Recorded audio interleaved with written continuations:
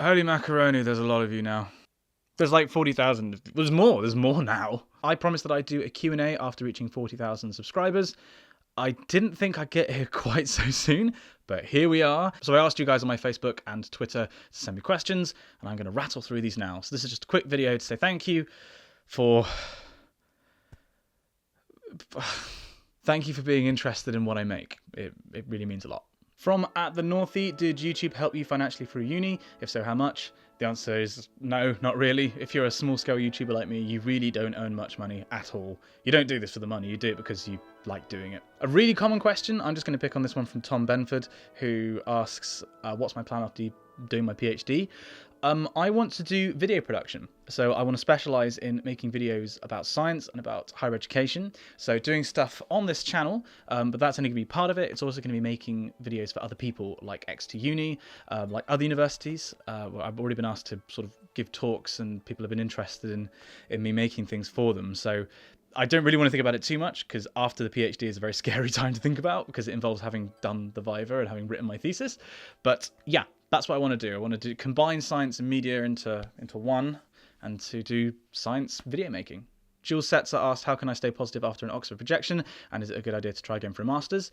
It possibly means that you dodged a bullet, because if you didn't do very well in the interview, that probably means that you wouldn't have learned very well in the tutorial setup, which means you would have been better off going to uni somewhere else. Not that you weren't good enough for Oxbridge, it's just that maybe your learning style didn't quite match with the teaching style there. However, there's no reason why you shouldn't go for a master's, because the teaching style will be different, especially if it's not a taught course. Jamal asked, what prep work would I advise people doing in undergrad who want to go for a PhD to do?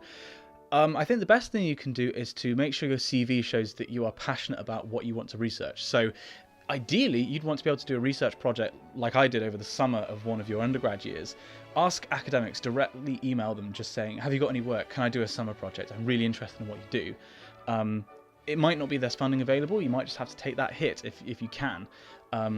But you've got to get something on your CV that shows that you're capable of doing independent research, and then your supervisor from that project will give you an excellent reference. It worked for me, anyway. Sally LePage has asked, what do you like most about Sally LePage? Tom asked, have I fixed my code? Tom is the other PhD who I work with. You know full well that I haven't yet, Tom. Ellie asked, what do you think you'll miss most about being in school? Well, by which I assume you mean uni. I was actually wandering around the campus the other day, and they had live music on, and there was like a market on in the main university building. I just remember thinking I'm really going to miss the atmosphere. I'm really going to miss the feeling of belonging to a huge community and something where no 2 days are the same. You go into the university and you could see basically anything. It's so vibrant. Exeter in particular it's got such a great campus. I'm really going to miss that. Katie asked if I'd ever consider doing a meet and greet event, or a meet and geek event, as he suggested. First of all, I do love the name. Basically, I'm not opposed to the idea. It's just that I don't really have a big enough fan base, and I don't really like that word, to justify doing it anywhere just yet. If you were to put you all in one place, you'd feel like a stadium, which is mental. But you're all scattered all over the globe, which in itself is very cool, but it does mean that if I was to do a meetup somewhere, that there's going to be very few people. It's going to be 2 people and a dog. And much as I would love to do a meeting with a dog, I don't know. Maybe next time in London we could try it. On that subject, actually, Molly asks, cats or dogs? It better be dogs. I do love dogs. I really, really do love dogs. But I've always been a cat person. We grew up with a cat. I say we, I was an only child. I grew up with a cat, and Henry was like my best friend when I was a kid. I think in the same way as a cat. Also, praise from dogs is meaningless. Like, dogs will love you if they've just met you, whereas if a cat genuinely likes you and shows you affection, you've earned it. It means a lot more. Someone whose Twitter name is just the Union flag has asked, what's your strongest personal qualities? Do I have any? I have a certain pig-headedness about me. I kind of refuse to accept defeat. Like, I don't stop until I've accomplished what I want to do, or I've just like passed out on the floor. I don't give up easily. More often than not, that's because the problem's impossible, which I found several times in my PhD. I have like tried to make something work where it's just impossible. But I'm too pig-headed to admit that. So that's kind of like a positive thing and a negative thing, I guess. Blelly has asked, did your parents have a name for you if you were a girl? Yes, I would have been called Abigail. I think I would have suited Abigail. Louis has asked, what are you most proud of? I had to think about this earlier because I find it really difficult to think of anything that I'm particularly proud of, in all honesty. Like, I've done things in my life that I know I should be proud of. Like, I should be proud of the fact that I went to Oxford and I got a degree from there, whatever. I just don't feel an overwhelming sense of pride about anything I've done yet. I think the closest thing would be the YouTube channel, because that's the thing that's made the most difference to the most people. It's actually helped people get into Oxbridge. It's helped people talk about mental health and get help when they've needed it. But even then, I struggle to be proud of the YouTube channel because in my head I feel like I shouldn't be proud of it. I'm just terrible at reflecting on myself in a positive way, basically. At this point, I'd like to introduce the Kendra section. Kendra has been a fan of the stuff that I've made for years. As soon as I started vlogging in Oxford, I'm immensely grateful because I do recognise you people who have been in the comment section and supporting me for years. And I'm so grateful because without you guys, I probably wouldn't have kept doing what I'm doing. So thank you so much. And Kendra, thank you in particular because you've been so enthusiastic about helping me improve my content and supporting me. So thank you. So she's asked a whole bunch of questions. I'm going to try and rattle them off as fast as I can. What's your favourite possession and why? I literally just had to think, what do I own? What is my favourite possession? I'm not a very sentimental person, so I do have objects that mean something to me, but I think I'm just going to go for my computer because it's the most useful. Is that really bad? Or possibly the camera that I'm filming this on, because it allows me to tell stories and to make things, and that's what I love doing, probably the most. Which country would you most like to visit and why? I really want to go to rural China. There's something called the Leishan Buddha, which is the largest in situ statue in the world. I've always wanted to see that and go on a trip with my best friend. That or Iceland, I think. And then lastly, would you consider going vegan? And if not, why not? I would absolutely consider going vegan. I've considered doing it maybe for a month.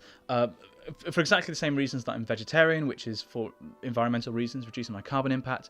I would struggle because I do eat a lot of dairy products. Like I don't drink milk, but I do eat cheese, for example. But it's definitely something I'd be open to. Maybe it's something I could experiment with in the future. Inez has asked, what's your favourite type of content to create?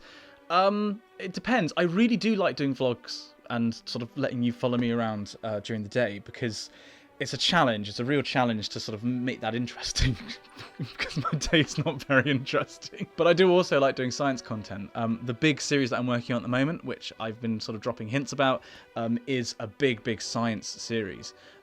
And that's a whole different challenge. That's like a really polished production. The thing about vlogs is that they're great and they're quick and they're like fast food of videos because you just smash them out as quickly as you can. With science, proper content, long form content, you have to take your time. And I like both in different ways. Also, what are you doing for the holidays? Probably writing my thesis. Union Flag again has asked, is there adequate support for Oxford for mental health? If you ask for it, yes. I think there's still a lot more needs to be done in terms of getting people talking about mental health. Same as a lot of universities, possibly more Oxbridge though, because it's just such a stressful environment. Giovanna has asked, how do you stay focused and motivated to study and work on your essay for long periods? Ever pulled an all-nighter? Yes, I pulled 2 all-nighters. In terms of how to stay focused and motivated, I think there's a difference between motivation and discipline.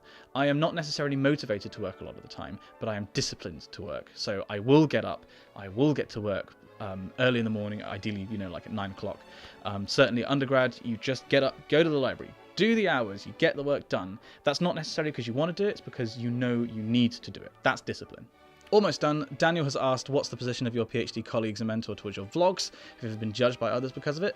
Not negatively, I don't think. I think people seem to think it's a bit funny, which it is. It's a very weird thing to talk into a camera and then have thousands of people around the world see it. But everyone's been very supportive. When I've asked people to do interviews, for example, for my series about COP21, which is over here, we probably didn't watch it because basically nobody did. All those academics were very willing to give up their time and very supportive of what I do. And I think when people realise that it's what I really enjoy doing, they're really supportive, which is great. And then lastly, Jack has asked how early during your undergrad, your master's, or another time, did you know what your research topic would be?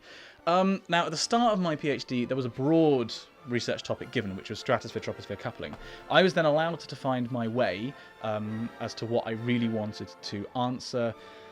And I think it was probably around my start of my 3rd year when I kind of clicked that, yeah, that's the exact question that I want to do. There's a saying kind of amongst PhDs that a PhD is 3 years of training to do a PhD in 6 months. And that basically I think has rung true with me. Like, there was a lot of stuff that I did at the start which isn't going to end up being in the thesis at all, but it allowed you to find your way, and it's almost like locking in an answer on a quiz show or something. It's like, yes, that's what I'm going to do, and then you just go for it.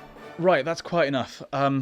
I just want to say thank you. It's just amazing that I'd ever be in this position. I remember starting YouTube and being such a nobody. I mean, to be fair, I'm still a nobody on this site. Let's not have any delusions about grandeur here. I'm having delusions about adequacy. But watching the first 100 views clock in on a video when I started to recently it being thousands of tens of thousands of views on a video, it's just...